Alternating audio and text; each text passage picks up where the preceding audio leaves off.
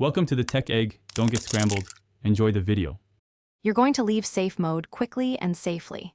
First, save work and sign in with an administrator account so you can change system settings.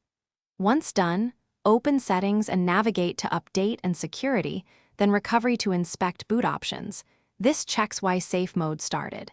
Make sure peripherals like a wired keyboard are connected because device drivers often don't load in safe mode. Now restart into normal mode by adjusting the startup settings where safe mode is enabled.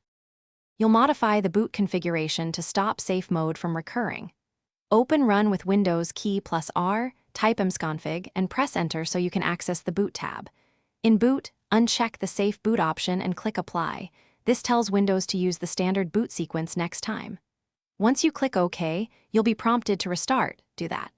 After rebooting, the system should load drivers and services normally. If it does, confirm settings haven't reverted. You're finishing up by confirming everything runs correctly and preparing one troubleshooting step. Check Device Manager to re-enable or update any disabled drivers, because missing drivers can force safe mode. If safe mode persists, reopen System Configuration to ensure Safe Boot stayed unchecked and inspect startup items for problematic apps. If the machine still boots to safe mode, perform a system restore to a point before the issue, or use Repair Startup from installation media. That restores boot files without losing most data. Thanks for watching. Consider subscribing if I helped unscramble your problems.